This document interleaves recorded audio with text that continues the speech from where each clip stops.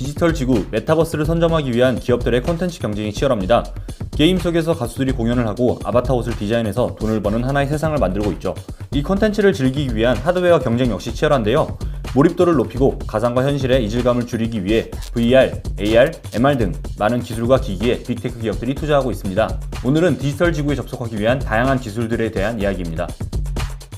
최근 메타버스에 대한 관심이 많이 높아지고 있습니다. 관련한 산업에 투자를 알아보시는 분들도 많고 관련한 리포트나 아니면 언론 보도도 많이 보이죠. 특히 테슬라 선제 투자로 이름을 알린 아크 인베스트먼트의 예측 보고서인 2021 빅 아이디어에서도 투자 아이템으로 이 가상현실에 대해서 소개를 했고요.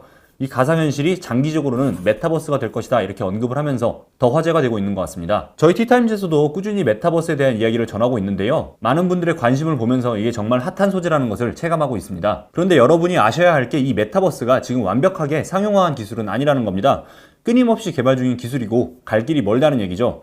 스마트폰 시대라는 것도 2007년에 아이폰이 처음 나오면서 열리긴 했지만 지금 10년이 넘는 시간 동안 꾸준히 발전하면서 우리 생활 속에 스며들고 이렇게 안착을 했듯이 메타버스 역시 지금 당장 완성된 기술이다. 그래서 어느 기업이 어떻게 장악할 것이다. 이런 얘기는 아직 섣부르다는 말이죠. 그래서 아크 인베스트먼트의 보고서에서도 지금이 메타버스 시대이니까 어디에 투자해야 한다 이런 얘기가 아니라 지금의 가상세계는 각자 분리되고 독립되어 있다. 그래서 장기적으로 이것들이 상호작용을 하면서 메타버스로 합쳐진다. 이렇게 평가를 했고요. 미국의 IT 전문지인 테크크런치 역시 메타버스에 대해 소개를 하면서 지금은 메타버스가 아닌 멀티버스이다. 대신에 각종 가상현실을 디딤돌 삼아서 점차 메타버스로 향할 것이다. 이렇게 말했습니다. 결국 지금의 기술과 콘텐츠들을 기반으로 점차 발전하면서 메타버스가 될 것이다. 이런 얘기인데요. 저희도 여러분과 함께 이 메타버스에 대한 내용을 꾸준히 살펴보면서 이를 이루는 기반 기술들을 차근차근 공부해 보려고 합니다. 오늘은 현 시점에서 메타버스를 구성하기 위해 개발되고 있는 하드웨어 기술들에 대해 알아보겠습니다. 메타버스와 관련해서는 다양한 하드웨어 기술들이 있는데요. 저는 이것을 메타버스에 접속하는 기술 혹은 메타버스를 구현하는 기술이다 이렇게 설명하고 싶습니다. 대표적으로는 VR, AR, MR 등이 있습니다. 많이는 들어봤지만 다 비슷한 단어들이라서 좀 헷갈릴 수 있는데요. 근데 이 기술들은 서로가 상위 기술이다, 뭐가 더 낫다 이런 것이 아니라 구현하는 정보의 특성이나 구현 방식에 따라서 조금 달라지는 것입니다. 가장 왼편에 우리가 살아가는 현실이 있다고 하면 정반대편에 위치한 것이 가상현실, 즉 VR이고요. 우리의 현실에서 조금 가상 쪽으로 이동한 것이 AR입니다. 그리고 AR과 VR 이 두 기술의 장점을 융합해서 현실과 가상 그 사이 어디쯤 있는 것이 바로 MR입니다. 그리고 마지막으로는 이 모든 기술들을 통칭하는 기술이 XR, 즉 Extended Reality이죠. 현실 세계를 어떤 방식으로든 확장하는 기술들이라는 얘기입니다. 지금부터는 각 기술들의 특징과 함께 대표적인 제품들을 몇 가지 소개해드리겠습니다. 먼저 VR, Virtual Reality입니다. 단어 뜻 그대로 가상현실을 구현하는 기술입니다. 구현하는 방식은 이런데요.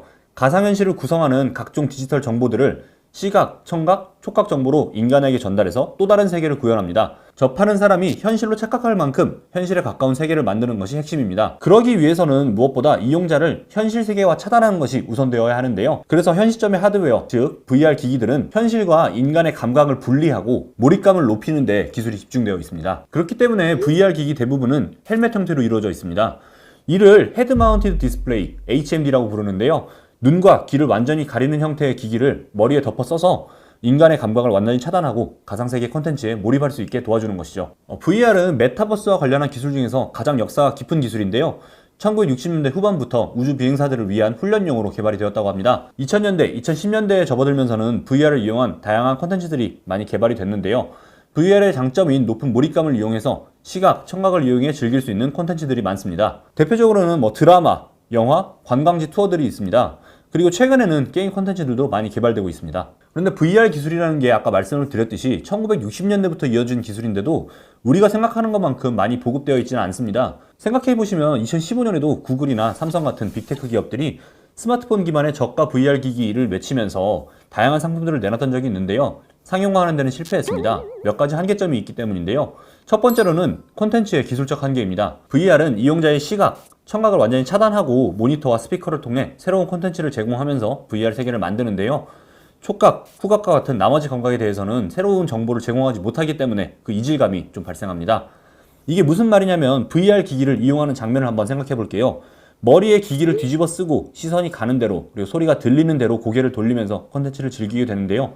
그냥 그건 사실 눈으로 보는데 그치는 거죠. VR 세계 속에서 물건을 만져도 우리 몸으로는 느낄 수가 없습니다. 실제 우리가 가상현실 세계 속으로 들어간 것이 아니라 눈앞에 가상현실이 그냥 펼쳐져 있기만 하기 때문인데요. 그래서 눈앞에 보이는 가상현실 세계 속에서 우리가 뭔가를 만지려고 하면 실제 몸은 그냥 허공에 손을 휘젓거나 그냥 몸을 이리저리 움직이는 것에 불과하게 되죠. 정작 손에 잡히는 것은 아무것도 없고요.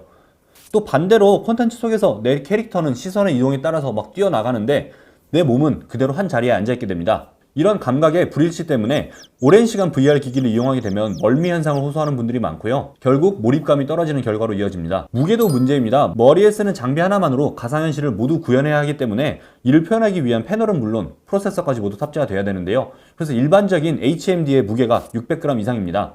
무게도 무겁고 앞면에 바로 착용해야 하기 때문에 압박감도 심해서 오랜 시간 착용하기에는 무리가 있습니다. 이런 이유들 때문에 많은 회사들이 VR에 도전을 했다가 사업을 축소하곤 했는데요. 최근 VR 사업에서 다시 두각을 드러내는 회사가 있습니다. 바로 페이스북입니다. 페이스북이 2014년 인수한 VR 회사 오큘러스가 최근 오큘러스 퀘스트 2라는 신제품을 내놨는데 이게 정말 선풍적인 인기를 끌고 있다고 합니다. 작년 10월에 출시했는데 전 세계 판매고가 100만 대 이상으로 추산됩니다. 스마트폰용 AP로 유명한 퀄컴의 최신 AP칩을 탑재해서 성능은 높이면서도 무게는 500g 정도로 줄이는 데 성공을 했고요. 가격도 $300 선으로 기존 VR 기기 대비해서 $100 이상 낮춘 덕에 대중화에 앞장서고 있다고 합니다. 아까 말씀드렸던 그런 감각의 불일치 문제를 좀 해결하기 위해서 손에 쥐는 장치까지 함께 포함을 했고 가상현실 안에서 손에 접촉이 있을 경우에 그 장치로 진동을 보내주는 햅틱 기능을 삽입했다고 하네요. 오큘러스가 주력하는 콘텐츠는 주로 게임인데요. 박자에 맞춰서 날아오는 블록을 광선검으로 깨부수는 비트세이버가 대표적입니다. 게임만 하는 것은 아니고 페이스북답게 이 VR 기기를 이용한 SNS 서비스인 호라이즌을 준비하고 있다는 건 역시 제가 지난 콘텐츠에서 설명을 드렸습니다. 이처럼 페이스북이 최근 VR에 엄청난 투자를 하고 있는데요. 이와 관련해서는 제가 또 다른 콘텐츠로 자세히 한번 설명을 드리도록 하겠습니다. 그리고 페이스북 외에도 삼성, 애플도 VR 기기를 준비하고 있다는 소식도 있습니다. 그리고 VR 디스플레이 기기 외에도 러닝머신 형태라든지 의자 형태로 다른 감각을 채워주기 위한 주변 기기들이 많이 개발되고 있다고 하니까요. 정말 제대로 된 VR을 기대해 볼 만한 것 같습니다. 다음은 AR입니다. Augmented Reality. 번역하면 증강현실입니다. 현실의 어느 장면 혹은 공간을 볼 때 실제로는 없지만 거기 관련된 이미지나 정보가 덧붙여져서 보이는 방식입니다. 사용자의 현실 환경에 따라서 실시간으로 가상 정보를 제공하기 때문에 현실 세계와 가장 밀접한 기술이라는 평가를 받습니다. 현실을 완전히 차단하는 VR과는 달리 AR은 현실을 기반으로 작동하는 메타버스 기술인데요. 가상 세계로의 몰입도는 낮지만 일상에서의 활용도가 높은 것이 특징입니다. 쉽게 말하면 가상현실은 100% 가상, AR은 현실 50, 가상 50인 셈이죠.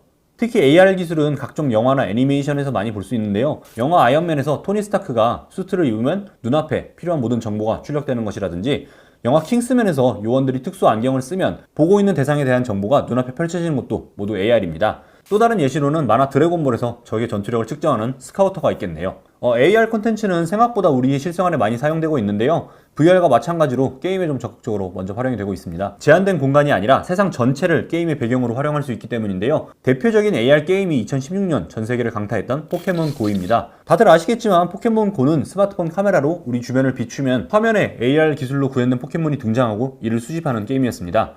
그리고 게임이 아니더라도 다양한 컨텐츠들이 있는데요. AR 기능을 좀 제대로 활용한 컨텐츠로는 하늘의 별을 스마트폰으로 비추면 별자리의 이름과 그 위치를 나타내주는 스카이 가이드, 그리고 텅 빈 방을 비추면 공간을 측정해주고 그 안에 가구를 배치해볼 수 있는 이케아 플레이스 등이 있습니다. AR 기기에 대한 이야기도 해야겠죠. 지금의 AR 컨텐츠들은 대부분 스마트폰을 타겟으로 개발되어 있습니다. 우리가 하나씩 가지고 있는 스마트폰이 AR 기기의 기능을 하는 건데요. 사진이나 영상에 정보를 덧입혀서 출력하기에는 렌즈와 스크린이 결합되어 있고 고성능의 연산이 가능한 스마트폰이 적합하죠. 하지만 지금의 방식은 그때그때 앱을 실행하고 원하는 곳으로 직접 렌즈를 조준해야 하는 불편함이 있습니다. 앞으로는 시선이 닿는 대로 정보를 출력하고 또 읽기 쉽게 정보를 구현하기 위해서 글래스, 즉 안경의 형태로 기기가 개발될 것이라는 게 일반적인 인식입니다. 또 굳이 글래스가 아니더라도 착용자가 보는 것과 같은 곳을 보면서 그 장소나 물건에 해당하는 정보를 출력해야 하기 때문에 이용자의 몸에 붙어있는 웨어러블 형태를 벗어나기는 어려울 것 같습니다. AR과 관련해서 눈에 띄는 기업은 애플입니다. 하드웨어와 컨텐츠 모두에서 생태계 구축에 많은 힘을 쏟고 있는데요. 우선 하드웨어 면에서는 2015년 출시한 아이폰 6S 모델부터 AR 기능을 도입해서 아이폰에서도 각종 AR 컨텐츠를 이용할 수 있게 됐습니다. 게임 같은 컨텐츠가 아니더라도 원하는 지점과 지점을 촬영하면 그 사이 거리를 측정해주는 AR 줄자와 같은 콘텐츠를 기본으로 탑재했고요. 심지어 애플은 2020년 내놓은 아이폰에는 자율주행 자동차에 주로 탑재되는 라이다 센서까지 탑재했습니다. 공간을 파악하는 데 특화한 라이더 센서 덕에 더 빠르고 자연스럽게 AR을 구현할 수 있게 됐습니다. 또 이 기기들에서 작동하는 AR 컨텐츠 생태계 구축에도 힘을 쏟고 있는데요. 대표적인 것이 앱스토어 개발자들에게 제공되는 AR 키트입니다. 아이폰이 제공하는 AR 관련 기능에 딱 맞는 AR 앱 제작을 돕는 키트인데요. 이를 기반으로 애플의 앱스토어에는 벌써 다양한 장르의 AR 관련 콘텐츠들이 많이 쌓이고 있다고 합니다. 또 애플이 내년쯤에 전용 AR 기기인 애플 글래스를 내놓을 것이라는 루머도 있는데요. 애플이 그간 쌓아놓은 생태계와 기술 덕에 지금과는 다른 전혀 세련된 형태의 AR 기기가 될 것이라는 관측이 많이 있습니다. 이게 무슨 말이냐면 지금까지의 AR 기기들은 현실 세계 위에 표현될 다양한 정보를 구현하기 위한 연산 장치를 함께 부착해야 하기 때문에 일반적으로 쓰는 안경이 아니라 크고 두꺼운 이런 기계 장치에 좀 불과했는데요. 애플의 경우에 지금까지 에어팟, 애플워치 등으로 쌓아온 웨어러블 기술을 바탕으로 글래스와 아이폰이 연동해서 작동하는 방식으로 추정이 됩니다. 아이폰이 AR 연산을 처리하는 데이터 센터 역할을 하고 글래스는 이 정보를 출력하는 기능만 하는 방식이죠. 그래서 우리가 일반적으로 착용하는 안경과 비슷한 형태의 세련된 디자인이 가능할 것으로 보입니다. 마지막으로는 MR입니다. MR은 믹스 리얼리티, 즉 혼합 현실의 줄임말인데요. AR과 VR을 혼합한 기술입니다. 그래서 위치 역시 AR과 VR 그 사이 어디쯤 있죠. 몰입도는 높지만 현실과 완전히 차단돼서 좀 활용성이 떨어지는 VR의 특성과 이질감은 적지만 현실과의 간섭이 많아서 몰입도가 떨어지는 AR의 특성을 섞어서 각자의 장점만 취하고 단점은 보완하는 기술입니다. 쉽게 표현하면 현실 세계 위에 가상현실의 요소들을 결합하는 기술입니다. 현실 기반 위에 구현하는 기술이다 보니까 AR과 별 차이가 없는 거 아니냐 이렇게 말씀하시는 분들도 많이 있습니다. 실제로 AR 회사들이 기술을 조금 더 발전시켜서 MR로 넘어가는 경우가 많기는 합니다. 저도 개인적으로는 MR과 AR 이 두 기술의 좀 경계가 모호하다고는 생각하는데요. 그 이유는 우선 MR의 작동 방식이 AR과 비슷하기 때문입니다. 렌즈나 안경을 통해서 현실 세계를 촬영하고 그 위에 VR적인 요소들을 가미하는 방식이기 때문이죠. 콘텐츠나 하드웨어 역시 AR과 유사한 것이 많은데요. 지금은 주로 의료, 산업, 공연 예술용으로 많이 쓰인다고 합니다. 대표적인 마이크로소프트의 홀로렌즈 시리즈와 구글, 알리바바, 퀄컴이 투자한 스타트업인 매직리프 등이 있습니다. 마이크로소프트가 최근 출시한 홀로렌즈 2의 이 시연 영상을 보시면 AR과 MR의 차이를 아실 수 있는데요. 의사가 가상수술을 할 때 MR 기기인 이 홀로렌즈를 착용하면 현실의 수술대 위에 가상 환자의 몸이 나오고 이를 해부하는 모션을 취하면 몸이 벌어지면서 내부의 장기와 혈관까지 모두 가상으로 구현이 됩니다. 만약 단순한 AR이었다면 기기를 착용하고 환자를 바라봤을 때 환자의 신상 정보만 뜨거나 아니면 장기의 이름 정도가 출력되는데 그쳤겠죠. 매직리프의 경우엔 학교 체육관에 고래가 뛰어노는 것을 MR 기술로 구현한 영상으로 널리 알려진 회사인데요. 마이크로소프트와 함께 MR 기술을 선도하는 회사로 알려졌지만 정작 기기의 판매 대수는 조금 많지 않은 것 같습니다. 그 이유는 MR 기기의 가격이 매우 비싸기 때문인데요. 마이크로소프트의 홀로렌즈 2는 $3,500, 매직리프는 $2,300 정도라고 합니다. 아무래도 VR, AR을 통합한 좀 고급 기술이기 때문인데요.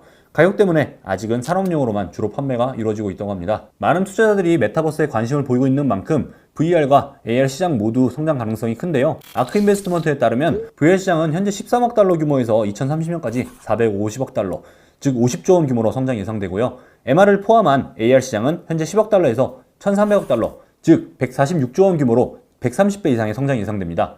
그런데 이건 컨텐츠를 제외한 기기와 관련된 시장 규모 예측일 뿐이고요. 컨텐츠 시장까지 결합한다면 예측하기 어려울 정도로 그 시장의 규모가 커질 것 같습니다. 오늘은 메타버스에 접속하는 기술인 VR, AR, MR에 대해서 알아봤는데요. 아직 기술적 문제나 가격 문제로 쉽게 접하기는 좀 어려운 것 같습니다. 하지만 많은 기업들이 다양한 방법으로 해결책을 내놓고 있고요. 기기 위에서 가동될 콘텐츠 역시 점점 쌓여가고 있기 때문에 앞으로 이 기술들이 메타버스를 어떻게 좀 실감나게 구현해 나갈 수 있을지 지켜보면 좋을 것 같습니다. 오늘 준비한 얘기는 여기까지고요. 또 다른 이야기로 돌아오겠습니다. 오늘도 재밌게 보셨다면 구독, 좋아요 부탁드립니다. 감사합니다.